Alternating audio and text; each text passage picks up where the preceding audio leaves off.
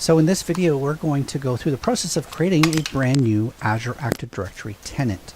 Now, as I said in the last video, you don't have to create a new tenant because chances are if you have created a user, then you have a tenant at your disposal. Now, you may not be the owner of the tenant. So let's say your corporation has a tenant and they've added you as a user. And so you just have maybe very limited privileges to that tenant until you're in the position of being a global administrator. And so we're going to create a tenant so that you can be the global administrator to your own tenant, as opposed to being just a user in someone else's tenant. But like I said, if you have a free account or a pay-as-you-go account and you've been assigned a tenant by Microsoft and you are a global administrator, then you don't really need to create a second tenant, but I'm going to go through that process anyways. Now I'm on the home screen within the Azure portal, and everyone's home screen is going to look a little different. I do have quite a few resources in my account already, and these are sort of the most recent services that I've visited, and yours are going to obviously be different. So we're going to have to find this Azure Active Directory entryway. Now I have it pinned to my menu. Now let's talk a second about this menu. There's a menu that in my case is pinned to the left, and I can just expand it and contract it. Some other people might have a hamburger menu in the top left, and that becomes a flyout. That is settled under the settings, this gear icon. If we look at the appearance and startup, we can see that my menu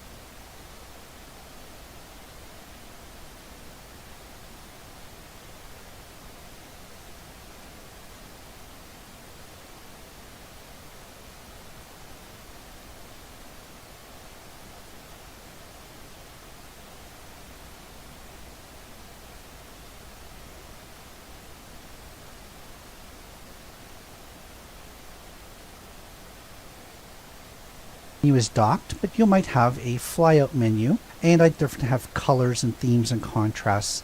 And when I log in, I'm taken to the dashboard. You might be taken to your home screen, etc. And I have a default directory. So this gear icon under appearance is where you're going to find your settings. So I'm going to go into Azure Active Directory. Now what you could do is go under all services and start typing Active dir, and then you'll see this here. I have it pinned to the menu, and that's done through this star. There's a little star which is set a favorite. So however you get there, you find this pyramid and you get into Azure Active Directory. I'm going to minimize the menu again so we can maximize the space. Now I'm going to go through the management of a directory in a later video, but what we're concerned with is creating of a new directory. So we're going to go under this gear icon in here. It's called Manage Tenants. And we can see, like I said, I've been creating tenants for a few years now. You may only have the one single tenant. It could be that you're a user of it. It could be that you're an owner of it. Anyways, we're going to go under Create, and we're going to create a new tenant. For this choice, we're going to choose the Azure Active Directory default. We'll talk about B2C later. we'll go under configuration. Now the tenant represents the organization in the cloud. So technically what you want is your company to have its own tenant. And in this case, this is going to be a test or dev tenant. So I'm going to call this my dev tenant. You can call it whatever you want. Now, Microsoft is going to assign this on Microsoft.com domain, and so you're going to have to come up with a unique domain that no one else has used, and we're going to have to find if that's taken. Someone's already using this. I'm going to put the course name in there. Okay. Now, the other thing, of course, is where the tenant, again, is a physical instance that contains these resources. You can choose somewhere else to contain the resources. Now, depending on your country, your region, you might have different laws around data protection. If you're a European, you want your data to be stored within a European data center, things like that. So make sure that you choose the country that's the most appropriate for your organization. You can see here, even though I chose my country in Canada, Canada doesn't have a Active Directory tenant data storage, and so that'll be stored in the United States. If I say create, now that's going to create me a tenant. Now it's obviously asking me to prove that I am not a robot, which is fair enough. It does take a few minutes to create a tenant. Like I said, it's spinning up an instance to contain these resources. So we're going to let that. So it was very simple. You just had to give it your organization name. You had to give it a unique domain name and choose your region and then solve the little CAPTCHA. So in the next video, when this is created, we're going to get into the management of our brand new tenant.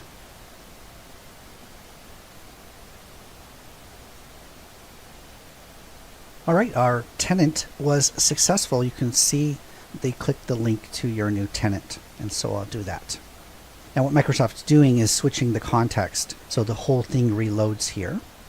And I'm taking directly into my new tenant.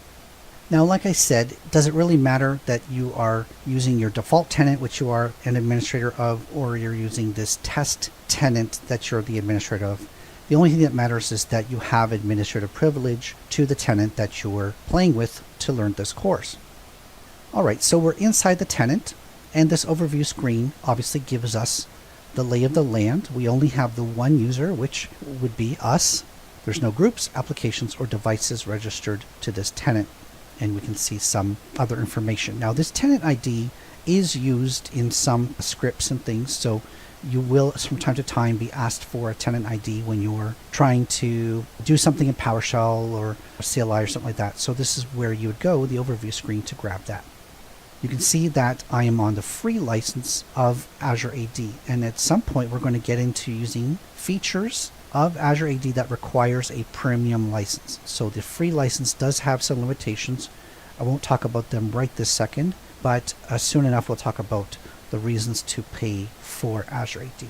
Now, Active Directory in Azure is basically, like I said, it's an identity service, and the main purpose is to manage users. If I go under the Users tab, you can see that I am the only user. My type is member, which means that I'm not an external user, I am a proper user. If I click on this, I can see that there's no information on me, there's no name or title, but I could have various informations on me. The real thing that I'm interested in at this point is my role. I'm the only user of this, I created it, and my role is as of Global Administrator. So Global Administrator is the top level security role within an Azure AD context. That means I can create any user, any group. I've got full and unlimited permissions, and I can create users that also have permissions. Okay, it's a built-in role. Now, later on in this course, we should be talking about custom roles, and so being able to create your own hybrid type of administrator that has access to some things and not others. That would be a custom role. This is a built-in role. All of your Azure AD tenants must have one global administrator. You can have more than one, but you can't have less than one. So it looks like our tenant was created successfully here. The last thing that I'm going to talk about in this video is the concept of switching tenants. So right now I'm logged in as myself, and everything that I do is under this dev tenant. Like we saw before, there's no subscription for this tenant, and so I can't create resources. I can go back into Azure Active Directory. I can create users, groups, and all of these things. Now, what if I wanted to switch back to my original tenant, or in your case, you want to switch to the tenant from the tenant that you are the global administrator back to your company's tenant where you may just be less of an administrator or a user. So as you saw, this gear icon says manage tenants, and I can choose one of these tenants and just say switch. That would certainly, again, reset my context here, and everything I'll be doing is from my default directory in this case. There's another way to do this. If you go to your profile picture, which could be Gray Ghost in the top right, there is a switch directory link, and then you're given a list of favorites, and so you can see the stars here where I've set some as my favorite. Or you can go under all directories, and you can then switch tenants through that method as well. So it makes it very straightforward and simple to switch between tenants if you've got, again, some users and groups over here and some users over there, your role being different in each, etc. So very straightforward to switch tenants. So going forward, like I said, you want to be in the tenant that you are the administrator so that you can go through and do some of these things. In the next video, we're going to jump into the requirements of the exam again, into managing roles, domains, and things like that. So come back for that.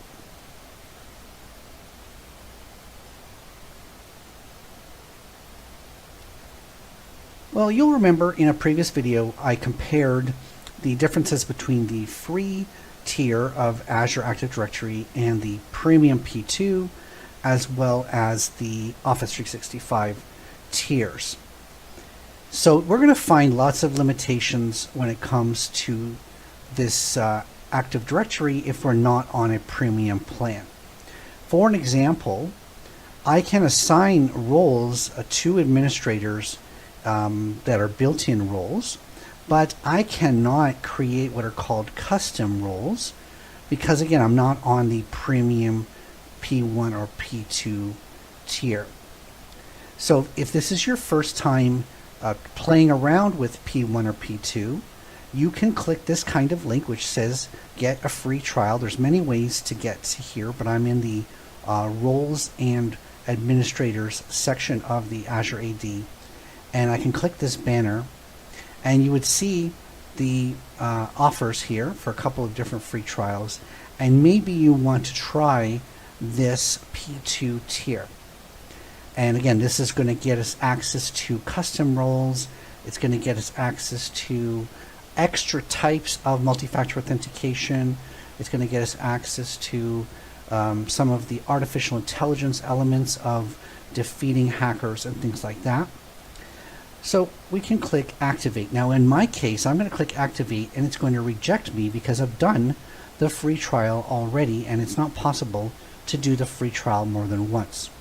So I'm going to have to pay to get this account onto the onto the P2 tier to demonstrate the rest of the videos. But the rest of you, majority of you, should be able to just click the activate button and move on to, you get 30 days access to the premium features of Azure AD. So when you're ready to learn about that, click the activate button and get access to that.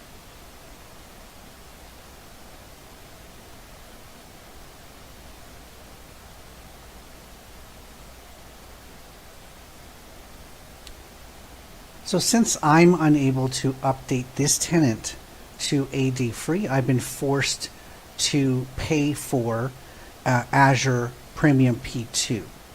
The way that I did that was I went into the Microsoft Admin Center, and there's a way of basically purchasing products. You can say add more products in this marketplace. Go under all products and look under security, and then you can see all the different options, including the P1 option and the P2 option. Now I've already gone through the process. I purchased the P2 option. Okay, now the challenge I have here is that the tenant that I used to purchase it is not the same tenant that we've been using to demonstrate this. This is my business Little Oliver Consulting tenant. So what I've done here is I'm going to have to switch from the default directory to my little Oliver Consulting tenant. I added this user, my scottscourse@outlook.com user, to the tenant as a global administrator. And so if I say switch, fingers crossed, I, as a user, don't have to re-log in under any new identity, but I do have global administrator access to an Azure AD Premium P2 tenant. And right now I'm paying for this access, but it's worth it obviously in order to be able to demonstrate to you all of the various things you can do under premium subscription for Azure AD. So just to keep in mind, I've switched to a new tenant. Hopefully yours is much simpler than this, but in case you're wondering, once your free trial is over, how do you switch to Premium P2? Then you do have to go under you have to basically purchase a license, and then there's a way to do that. That link is at the top of the free trial here under Purchase Services.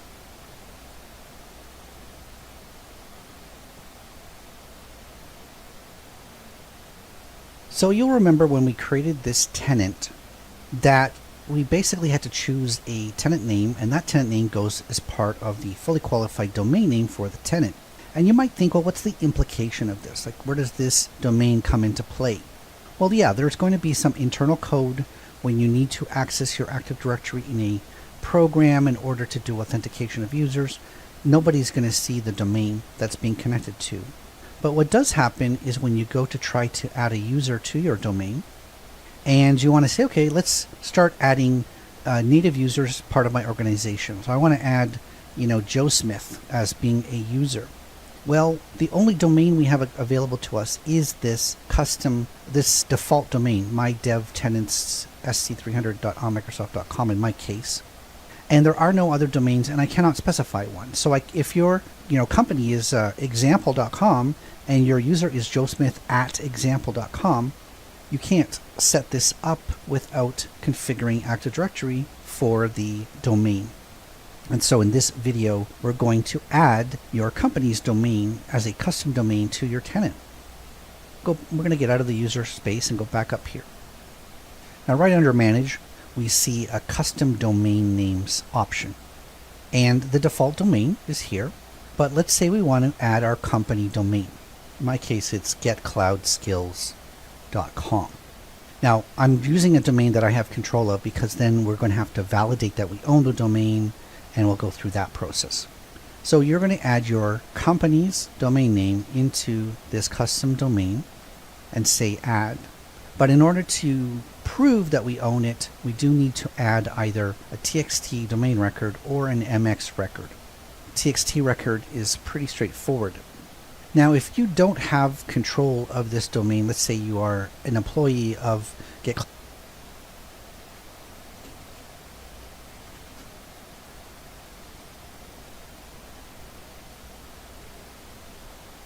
getcloudskills.com and you don't know where the domain registration happens, then you're going to have to work with whoever does have that.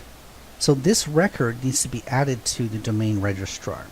Now, I use a company called Namecheap. Under GetCloud, that value they want, but that doesn't get pushed until the global know the status says unverified. So I was able to the primary. So if you click on it, and you can not going to domain name domain.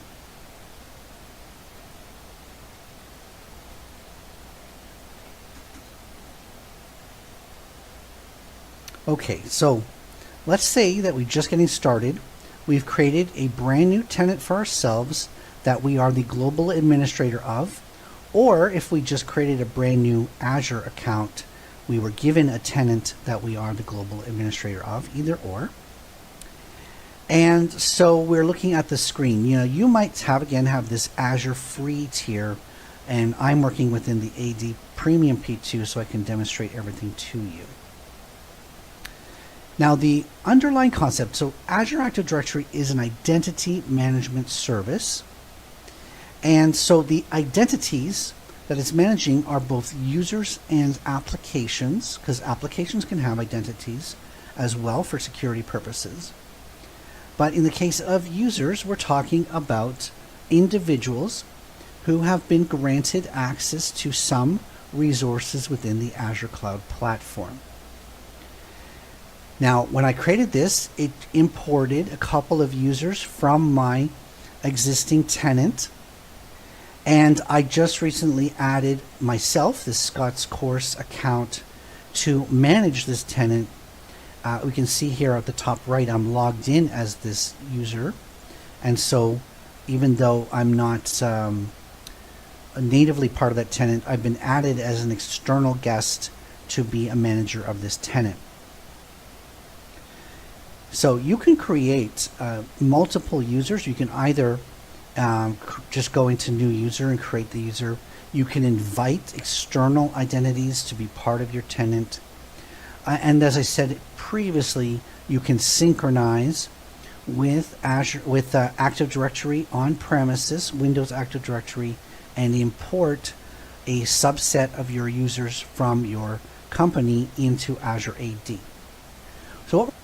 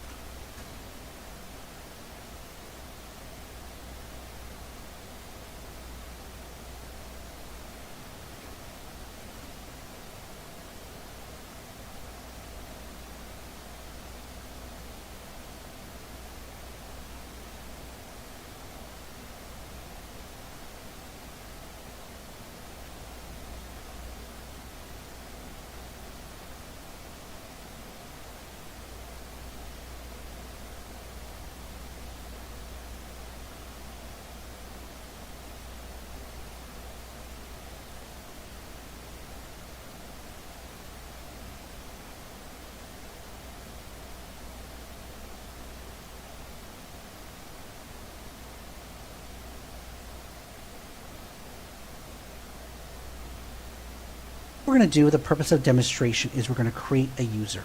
So I'm going under the users tab, I'm going new user, create a user.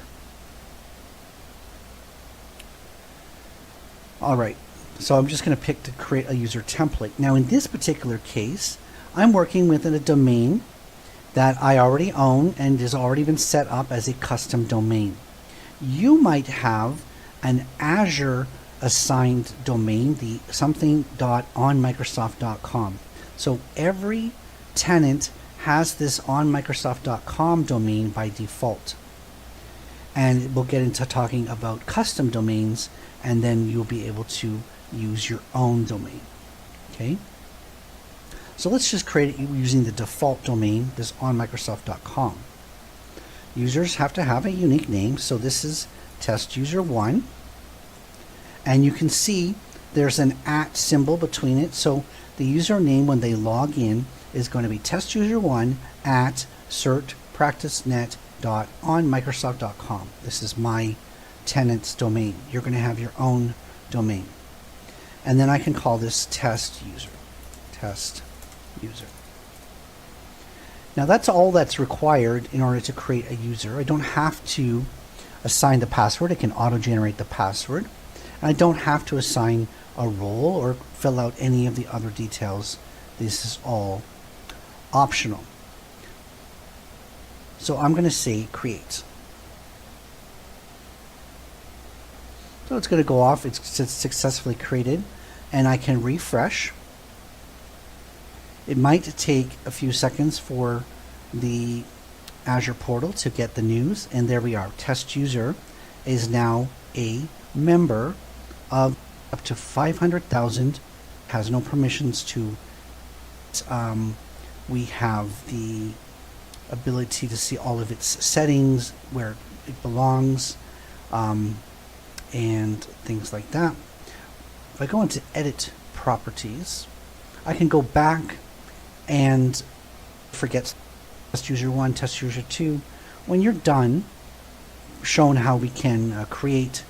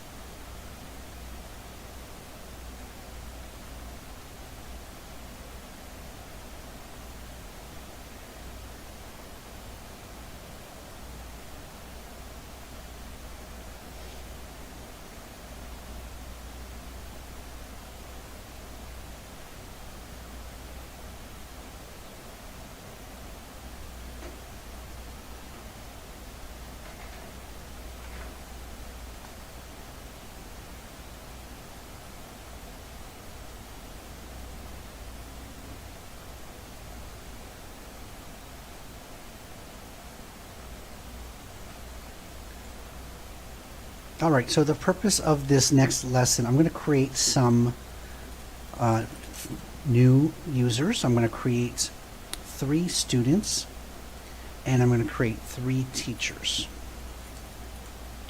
called student 1, student 2, student 3, and teacher 1, teacher 2, and teacher 3. All right. So I have now I have 3 students and 3 teachers. Now, when you get lots and lots of users, hundreds of users or thousands of users, operating on them becomes tricky. It gets confusing, it's hard to manage. And so Azure AD provides a couple of different ways to operate on users in bulk. One of the ways that is offered is what's called a group. So in Azure AD, a group is a collection of users who have been given specific access permissions to resources in the Azure Cloud Platform. So in my example that I'm just going through, I created 3 students and 3 teachers. What I can do is I can create a student group. It's a security group. So I'm going to call this the student group. And I have to select members for it. So I'm going to go into under no members selected, and I'm going to say student. And I have student 1, student 2, student 3, and I can select them as so. So now I have one security group that contains all of the students. And I'm going to create similarly a teacher group. And I'm going to select teacher 1, 2, and 3. And say create. So by default, assigning people to a group doesn't actually grant them any new permissions. It's just an organization structure. You saw when I created the group that there is an option to allow me to assign roles to the group. And in this way, I could then use the group as a way of assigning permissions. But without that being selected, the group is just an organization structure. Okay. So now I have my groups. Now there's another type of group that's called a dynamic group. We can see here that Microsoft is having some trouble as I'm writing this in terms of their dynamic group membership. But if I create a group and instead of choosing the assign type, so let's say I create a group called first in the class, and instead of creating a group that has an assigned membership, I can create a group that's dynamic based on a query. So this is the type of group you could do based on, for instance, people that are in the same department. And so if somebody is new is added to the department, they can be automatically added to a related group using this query. So I'm going to say add dynamic query. And let's say I'm going to choose the display name as being the property I want to operate on. And I'm going to say contains as the operator and say 1. All right. So if the user display name contains the number 1, that should make them part of this first in the class group. And in the context of what I've already created, teacher 1 and student 1 will fulfill this. Now this is rather useless in terms of creating a group based on display name, but you could have groups for disabled users, you could have groups for departments or countries, you could have group based on job title, you can see all of the various properties that are available. If those properties have values in your system, then you can create dynamic membership groups that automatically add and remove people based on dynamic rules. But as we can see from the banner, Microsoft is currently having trouble with that feature, and so I'm not going to be able to demonstrate that, other than we have this verse in the class group that should have 2 members when this feature is working again. Now we can see a context here on the left of what you can do with groups. Now I already disabled, or I didn't enable, the authentication aspect, but I can enable privileged identity management rules on these, and we'll talk about that later in this course. We can do access reviews on a particular group. So let's say we want to review the permissions that students have. Well, we can assign an access review process to the student group, and so all members of the student group would be up for review. We can see audit logs. We can do bulk operations on these groups. So groups are just a way of organizing users based on either a fixed assignment or on dynamic assignment.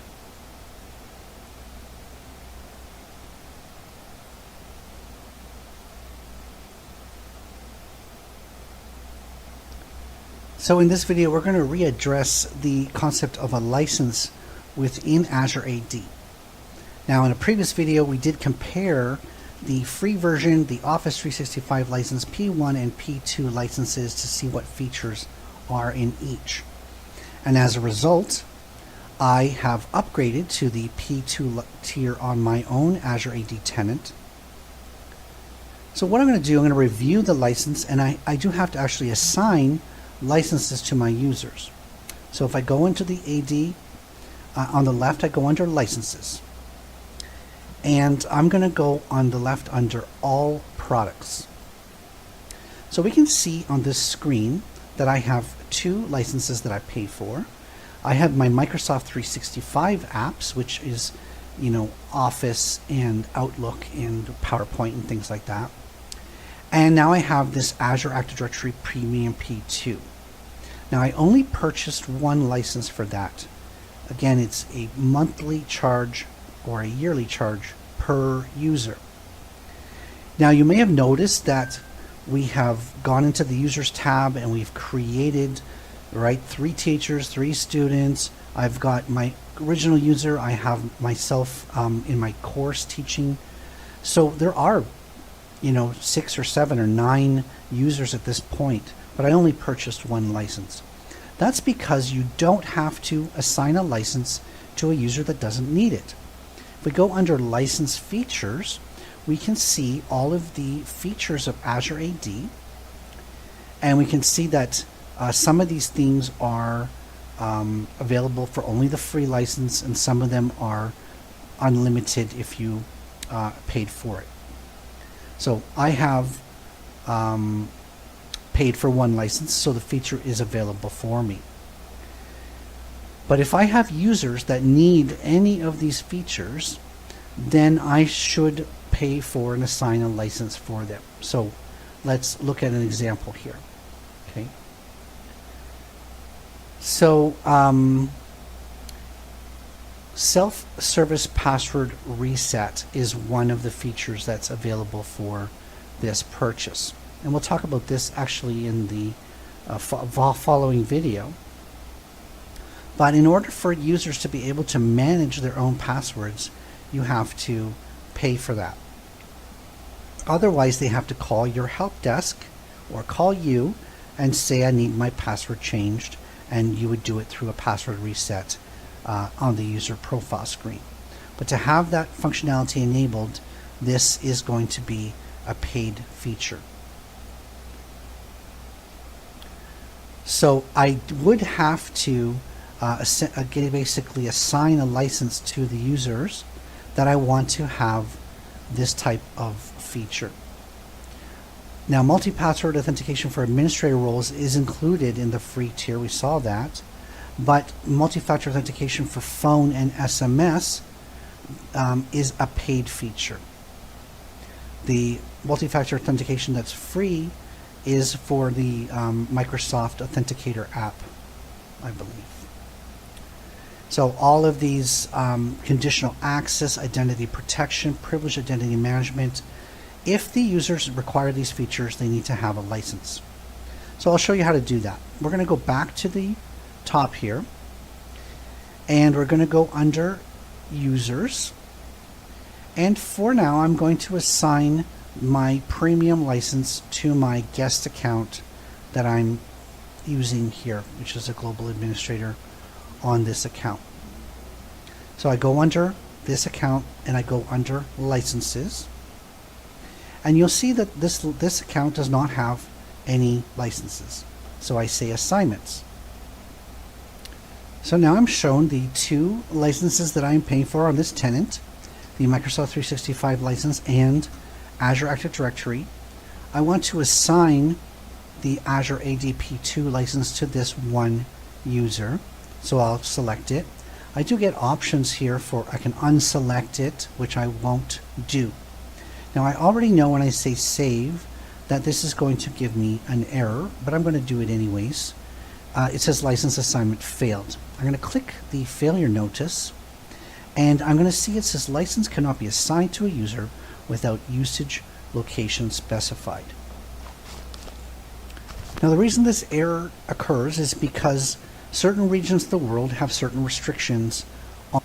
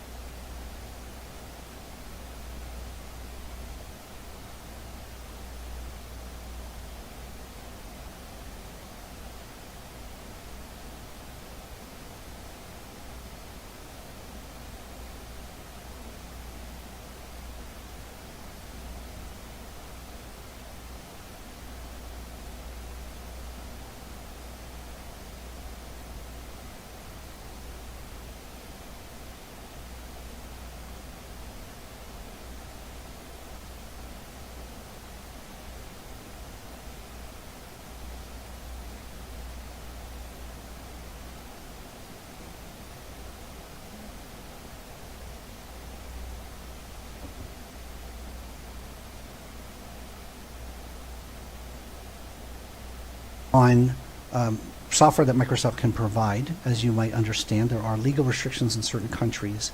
And so this user is going to have a location specified. So I'm going to go back into the users.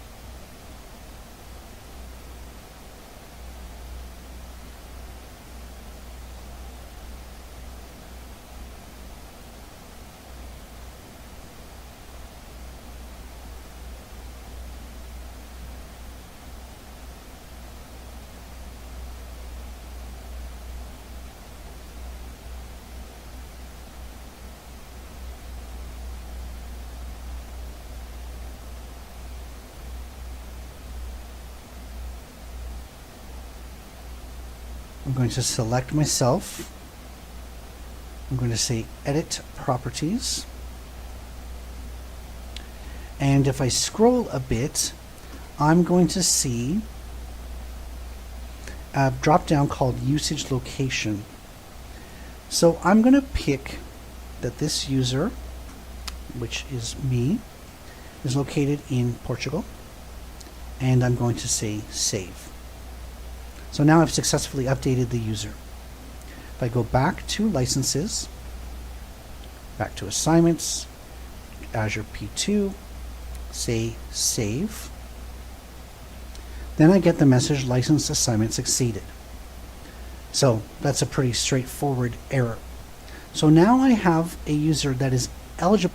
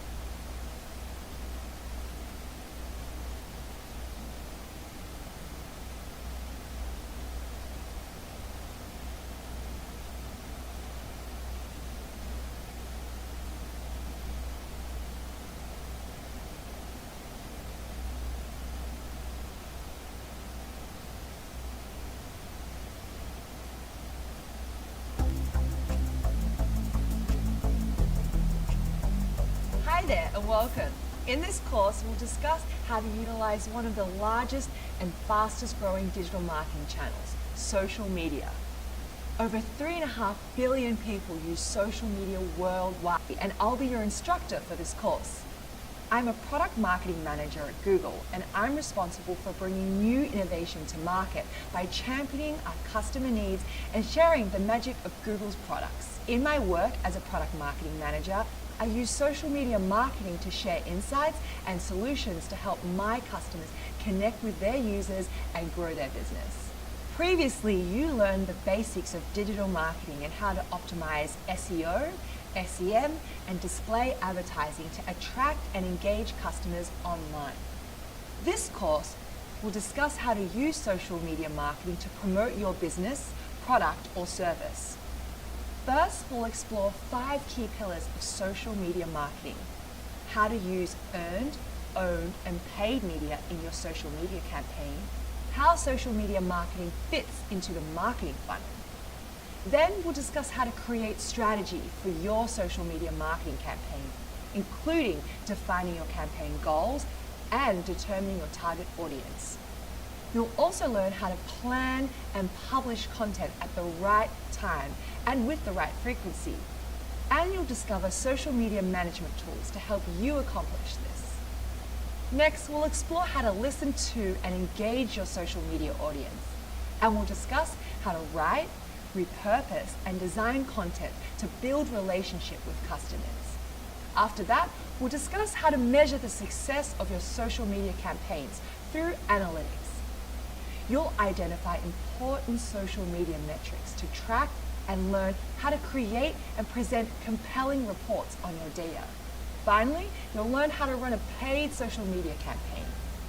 We'll explore how to remarket to your audience and how to set an advertising budget for social media. I'm excited to lead you through this next part of your digital marketing journey.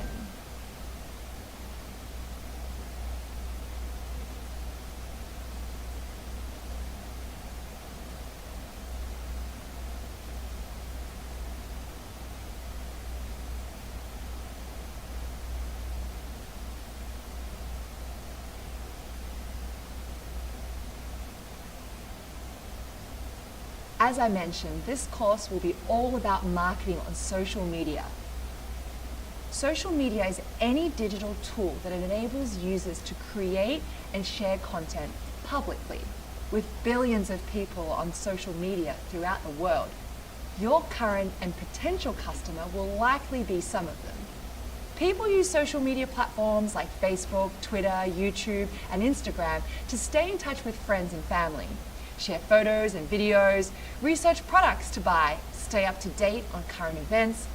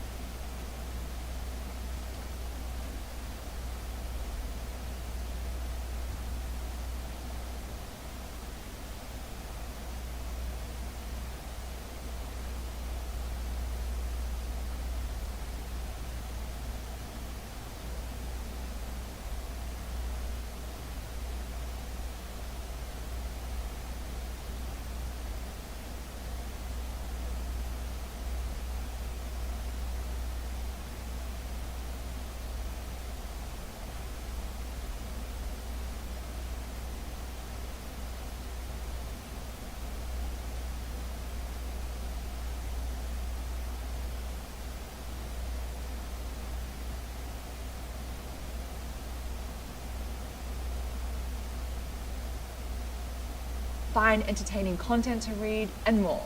Social media gives you the opportunity to reach the maximum number of these people in a variety of different ways. Coming up, we'll discuss what social media marketing is and how it benefits your marketing campaigns.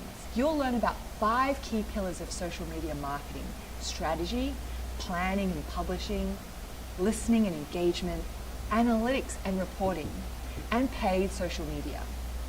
We'll discuss how the different types of digital media fit into your social media campaign, and you'll learn how to use social media to guide customers through the marketing funnel, the path a potential customer takes from awareness of your brand to purchasing a product and beyond. Ready to get started? Let's go!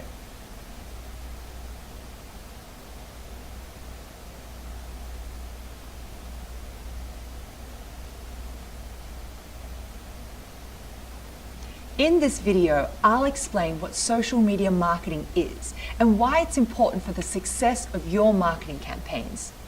Social media marketing is a process of creating content for different social media platforms in order to drive engagement and promote a business or product. Social media marketing enables you to connect with your customers and help them better understand your brand. Why is social media such an effective marketing tool? There are so many reasons.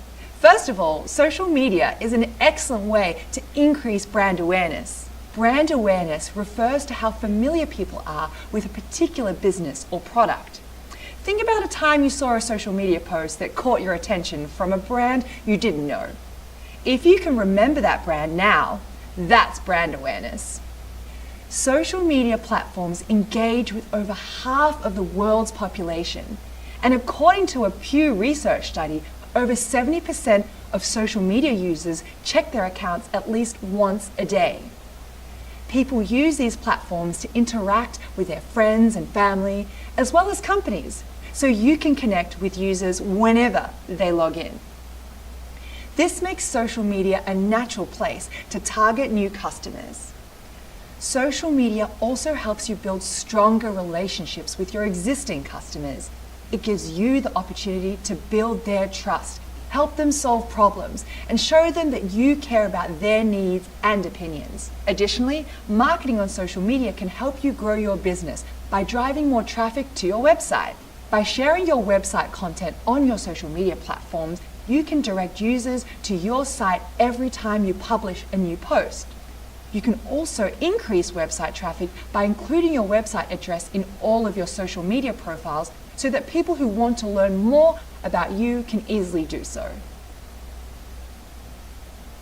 Social media is also one of the most powerful marketing channels for generating leads. As you learned previously, a lead is a potential customer. On social media, a lead is someone who took a specific action that made them a potential customer, such as filling out a form, subscribing to a free trial, or clicking on a link to a discount code. Many social platforms provide advertising formats specifically designed to collect leads. Social media allows you to gain valuable insights that can help you inform your marketing strategy. Learning about your target audience's likes, dislikes, and interests through social media can help you tailor your marketing strategy to that audience. Analytics tools offered on many social media platforms enable you to gather a large amount of data about your target audience as well. Additionally, social media provides an opportunity for you to learn about your competitors. Researching what your competitors are doing can help you emulate what is working for them and improve on what isn't. Another great benefit of social media marketing is that it is cost effective. Most social networking platforms allow you to sign up and create a profile for free. Also, you can reach users based not only on their interests and hobbies, but on the personal and demographic information they choose to share with the social media platforms. This narrows down your audience to precisely the customer you want to target, so you can avoid spending your budget on a wider audience. Social media marketing has been greatly beneficial to my campaigns at Google. For example, I recently launched a new product feature in the market, and it was important for me to connect with users that would find this product helpful. Social media helped me share digestible information that increased the awareness of the product among users and guided them to a destination, in my case Google Ads Help Center, for further reading. Businesses of all sizes can benefit from a social media presence, though strategies can differ depending on the company. At a big company, you might work with a team of designers, copywriters, or even an agency to create content, while at a small company, you might be doing more of the work yourself or with a small in-house team. The benefits I've described here are just a few of the many reasons why this marketing channel is so useful. Because of this, social media marketing has become a crucial element of many companies' business development strategies. Next, we'll discuss the basic principles of social media marketing.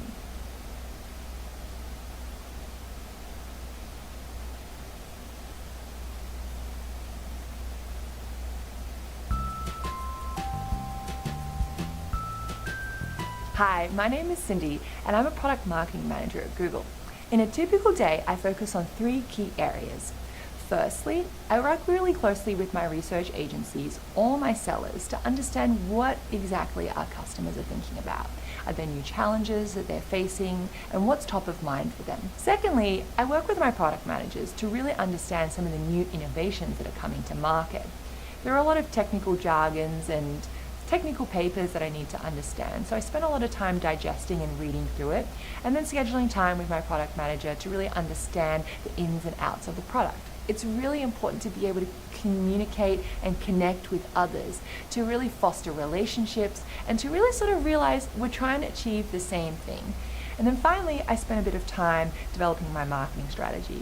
So I sit down and I really incorporate some of the conversations that I might have had earlier in the day, and I put together a document that allows me to really think about how I structure the rest of my week or month. I feel like the more products you work with and the more areas you learn about, you kind of sharpen your skills as a product manager. Some products tend to be more complex than others, and so the more experience you have working across products, the more you can refine your communication skills and your ability to take a product to market.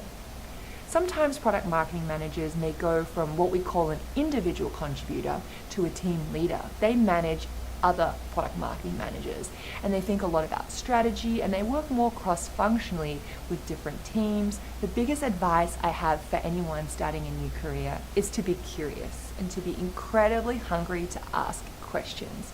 There is never a dull question that you can ever ask anybody. And as long as you're curious, and as long as you're proactive, and just really have a drive and a desire to learn, sky's the limit, as they say. And that's really what's happened in my career. Early on, I've kind of had a real desire to learn a lot more, and that's kind of gotten me to opportunities that I never knew that could exist for me.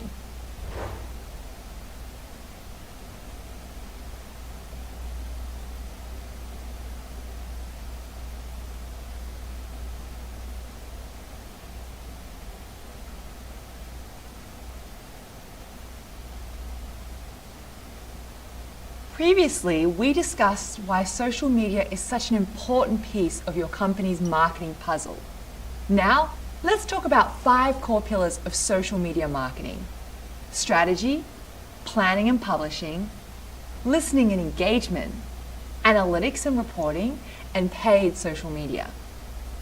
These pillars can help you guide an effective social media marketing campaign. The first core pillar of social media marketing is strategy. To build a successful social media marketing campaign, you need to develop an effective strategy. Your strategy will define the primary goals of your campaign. You may want to use your marketing efforts to boost brand awareness, drive more website traffic and sales, provide customer support, build a community, and beyond. The purpose of your social media campaign will also depend on your broader marketing goals and the goals of your business. Your strategy will also include which social media platforms you'll use. In order to decide which platforms are best for your brand, you will need to research the platforms most visited by your target audience, and your strategy will outline which types of content you'll post. You'll need to find out what types of content your audiences value. Some people might be interested in educational or inspiring content, while others might prefer to be entertained. You'll also need to decide on the formats for the content you'll post, such as images, videos, or articles. You should be prepared to do some research and a lot of trial and error to see what resonates with your target audience and yields results. After you have developed your social media strategy, you can move on to the next core pillar of social media marketing, planning and publishing. It's important to have a consistent presence on social media. This allows your brand to be seen and discovered by potential customers. Scheduling your posts in advance helps ensure you have a consistent presence and that you are publishing the content most likely to attract potential customers. When planning your post, you'll also need to consider their timing and frequency. When is your audience most likely to engage with your content? How often should you post in order to be in their minds but not overwhelm their feeds? Social media scheduling tools can help you publish your content automatically at your preferred times. In a later course, we'll discuss how to create a social media calendar to help you plan and publish your content. Once you've published content on some social media platforms, it's time to explore the next social media marketing pillar, listening and engagement. As you publish more on social media and your following grows, mention of your brand will increase. Potential and existing customers will comment on your posts, tag you in their own posts, or message you directly. You can learn a lot about how people feel about your brand through social listening. Social listening refers to tracking and analyzing conversations and trends related to your brand. Social listening can help you understand what people think about your brand, which can inform your marketing and product development decisions. It can also help you determine your approach to audience engagement. Engagement refers to how your audience interacts with your brand on social media. It's when people respond to your social media posts by taking actions such as liking or sharing them. Studying engagement helps you learn what content resonates best with your audience. Engagement also includes how you interact with your audience on social media. For example, if a customer comments that they love your product, you can respond with your appreciation. If a customer needs help with an issue, you can tell them how you'll take action to address it. Interacting with people in this way increases their positive experience with your brand. After you've had a consistent social media presence for a while, you can move forward with the next core pillar, analytics and reporting.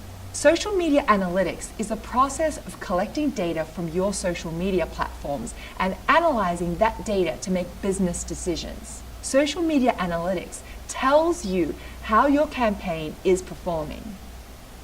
They can help you find out things like how many positive mentions you got in a particular month, or how many people you're reaching on different platforms from one month to the next. Your analysis of the data you collect can help drive your social media marketing strategy moving forward.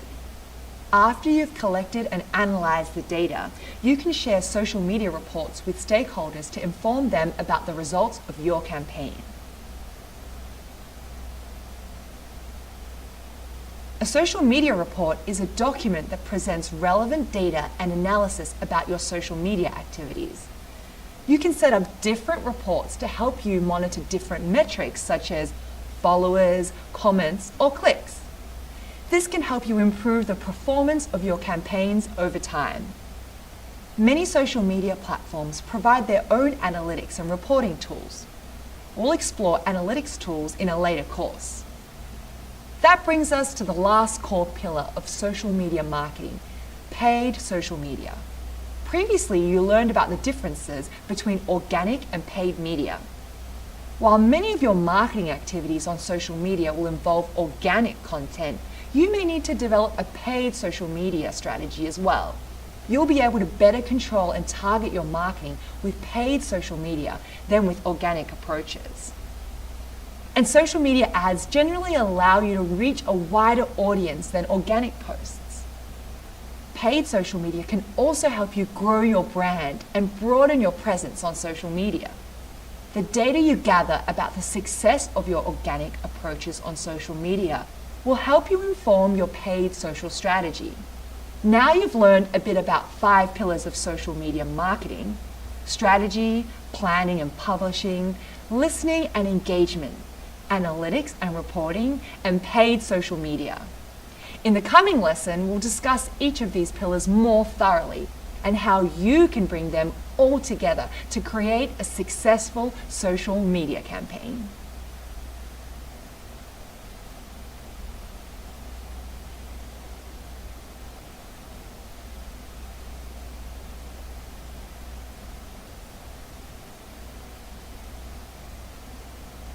Now that you've been introduced to the 5 pillars of social media marketing, we'll review the different types of digital media and how each of these can fit into your social media campaigns.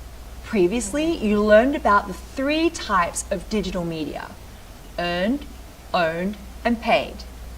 Implementing all 3 of these media types into your social media campaign can help build brand awareness, vary the way your audience engages with your brand, and increase sales. Let's review what you've learned so far about each of these types of media and explore how to incorporate earned, owned, and paid media into your social media strategies. Let's start with earned media. Earned media is the personal or public promotion of a brand or product. Earned media is marketing generated by your customers.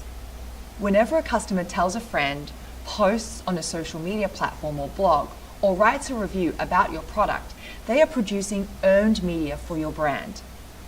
Social media is one of the most powerful marketing channels for generating earned media. Sources of earned social media include customer reviews and testimonials, mentions and comments on social media platforms, shares, retweets, and likes of your posts, content about your business on third-party sites, blog posts about your businesses, and user-generated content related to your business. User-generated content, or UGC, is any content created by people rather than brands. User-generated content can include text, videos, images, reviews, and so on. For example, imagine you are running a social media campaign for a company that sells socks. If customers post pictures of themselves wearing your company's socks on social media, this is user-generated content and an example of earned media. One of the many advantages of earned media is that it's organic. Organic social media is any social media activity that does not require a paid promotion. Organic social media will form the foundation of your social media strategy. Let's move on to owned media. Owned media is all the digital content a brand fully controls. Websites are one of the most common forms of owned media. Sources of the owned social media include blog sites, social media profiles like your brand's Facebook or Instagram profile, and community forums. One of the greatest benefits of owned media is that it allows your company to control the conversation surrounding your brand on social media. When your brand owns the media property, it decides what type of content to publish, how often to publish it, and how users can interact with it. Owned media also allows you to market specific products or services on social media. Consistently publishing compelling owned media can also generate more earned media. And finally, there's paid media. Paid media is any form of digital promotion a brand pays to put online. Remember that the 5th pillar of social media marketing is the paid social media. Examples of paid social media include image ads, video ads, story ads, and influencer marketing. Paid social media allows your brand to reach customers who are not actively searching for it. It can be used to target specific groups of people who might be interested in your product and services. Paid social media can also help promote your content in order to drive more earned media and direct traffic to your owned media properties. Earned, owned, and paid social media will all be important components of your social media marketing campaigns. When strategically implemented together, they can improve brand awareness, generate leads, and increase sales. You'll learn more about how to incorporate these media types into your social media campaigns throughout this course.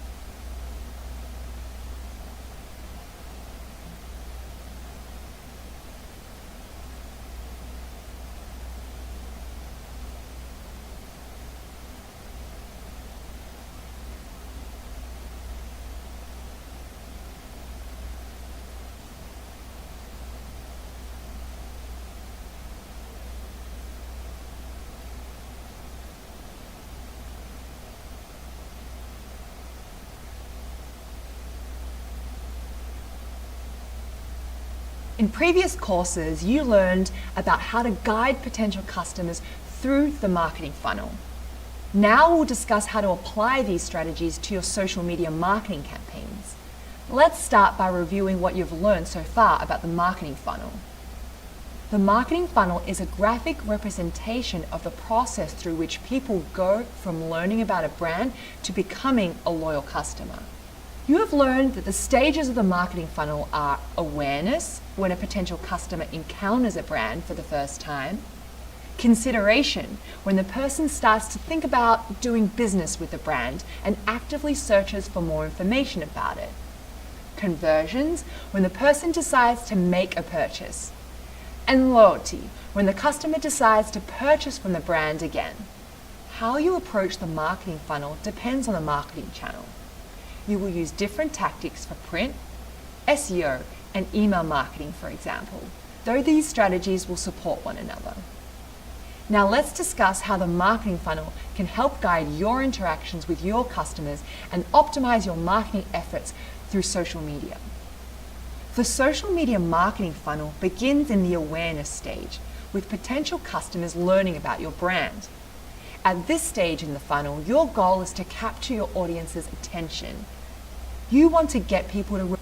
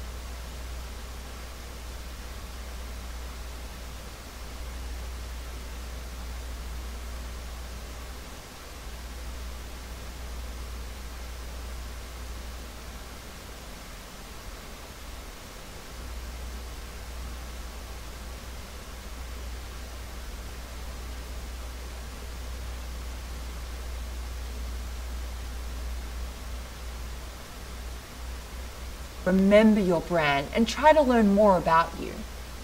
By targeting key phrases, you can pinpoint the topic your target audience is searching for. Then you can create social media content such as guides, videos, and blogs around those topics. For example, maybe your company offers career guidance services and you notice that people are searching for things like interview tips and how to interview. You could create a guide with interview advice or a brief video tutorial highlighting key interview tips. At this stage, you should keep things brief and simple, just to gain your audience's interest. You can also use paid ads to improve your target customers' awareness of your brand. By targeting a specific audience or interest group, you can better reach specific people and nudge them towards the next stage of the funnel. During the consideration stage, your potential customers are searching for more information to help them decide whether or not to make a purchase. At this point, they may be looking for reviews or comparing your offerings to your competitors. This is your opportunity to provide them with more detailed information about your brand to set you apart from the competition. Posting content like case studies, customer testimonials, product reviews, and in-depth product tutorials can help build potential customers' trust and confidence in your brand. In marketing, the rule of 7 says that a potential customer must see a message at least 7 times before they're ready to take action. Social media makes it easier to implement this messaging.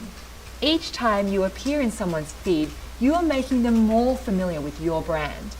After you have nurtured your potential customers through the previous 2 phases and they have taken actions such as signing up for your email list or clicking on an ad, you know that they're interested in what you have to offer.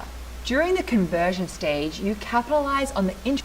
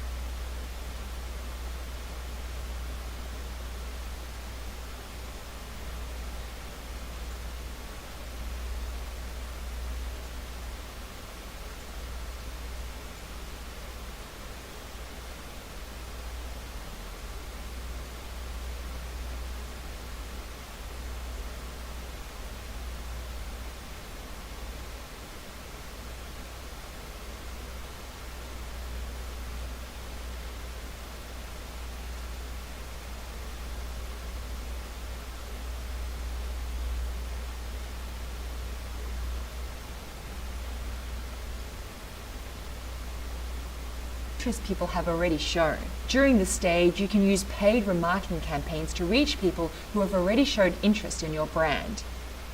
Remarketing, also known as retargeting, is a strategy in which you use paid ads to target customers who have visited your website, app, or social media profile. You can also gently encourage people to make a purchase by offering incentives like discounts or free shipping.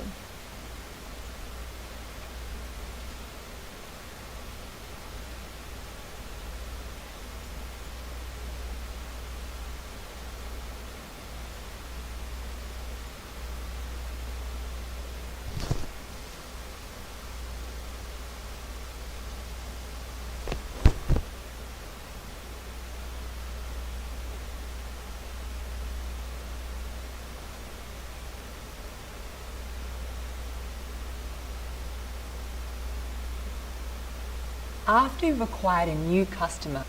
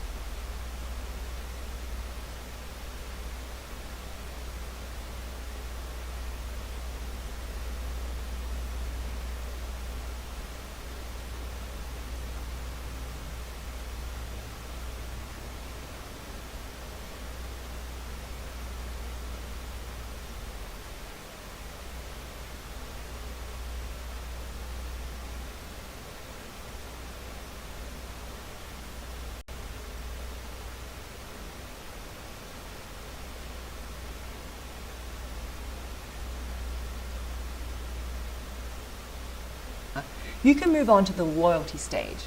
Did you know that it costs 5 times as much to attract a new customer than it does to retain the ones you already have? That is why the loyalty stage is so crucial. You need to continue to nurture relationships with your customers at this stage so you can remain in their minds. Remarketing ads to existing customers on social media is a great way to encourage them to make a repeat purchase. You can also stay connected with your customers by making them feel like they are part of your brand community. One way to do this is by developing social media content that relates to the purchase that they have made.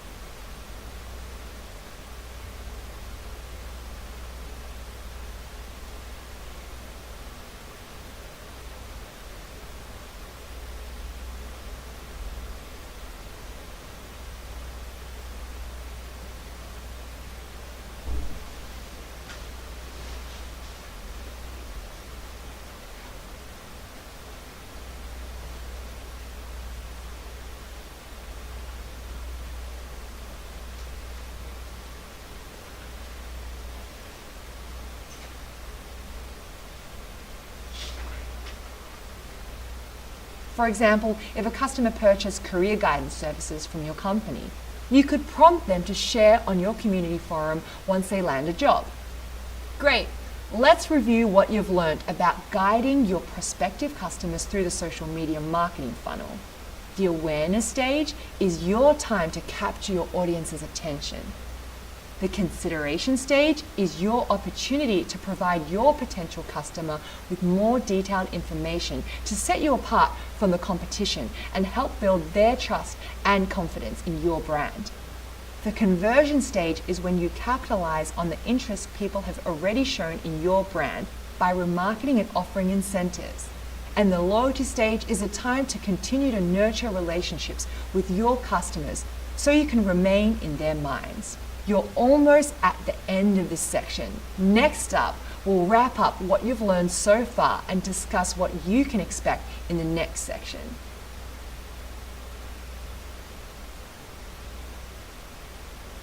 We're off to a great start. Let's review what we've covered so far.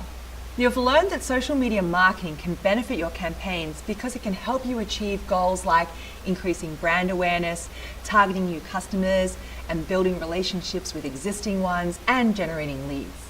You've learned about the 5 core pillars that help guide a successful social media campaign: strategy, planning and publishing, listening and engagement, analytics and reporting, and paid social media.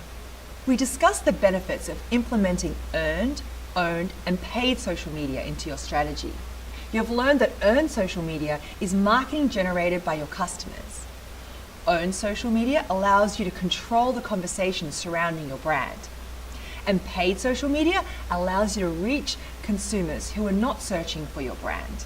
And you've explored strategies for guiding potential customers through the marketing funnel using social media, such as capturing your target audience's attention through targeted content and paid ads in the awareness stage, providing customers with more detailed information to help build their trust in the consideration stage, capitalizing on the interest people have already shown by remarketing to them in the conversion stage, and nurturing the relationship with customers in the loyalty stage. Although social media is a rapidly changing marketing channel, the principles and the tactics that you'll learn in this course can help guide your thinking, even as the field progresses. Coming up, we'll discuss the first 2 pillars of social media marketing: strategy and planning and publishing.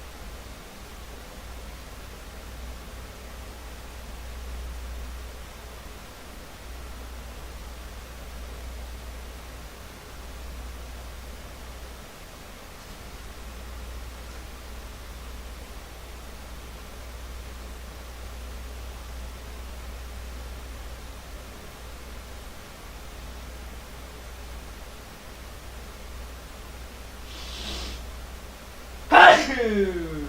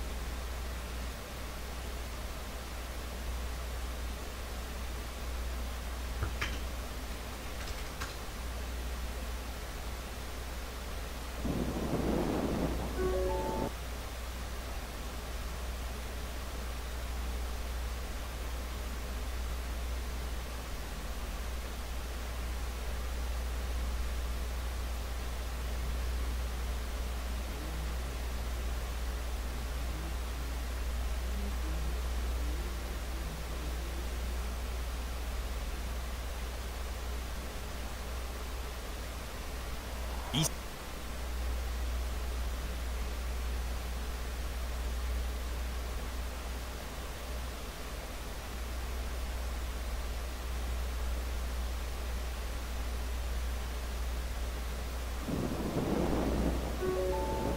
When the wind roars.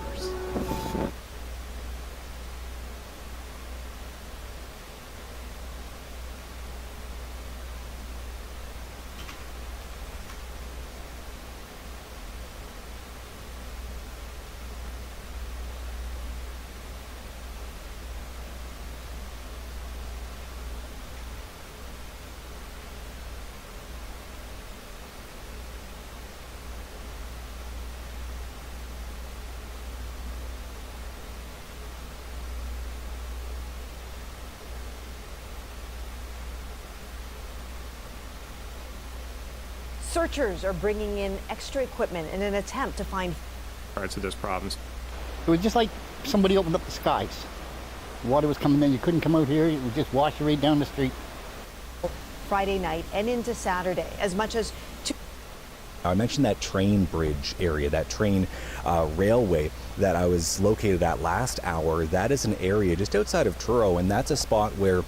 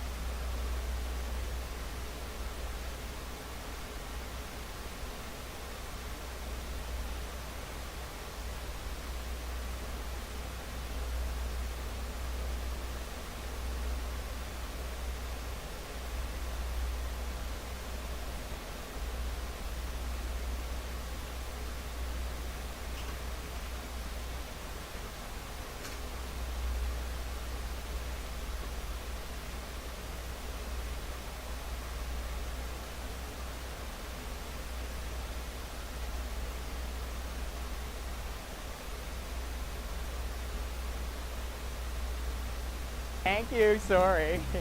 A lot of cyclists, in fact, have cars.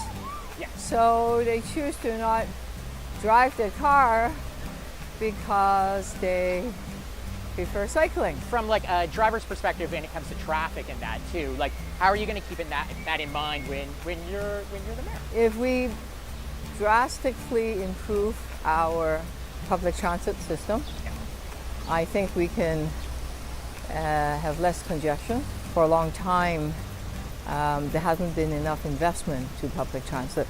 And because it's aging, it needs retrofits. You could get out on the road here. When did you know you were going to win the election? After they declared that I was a winner. There's no...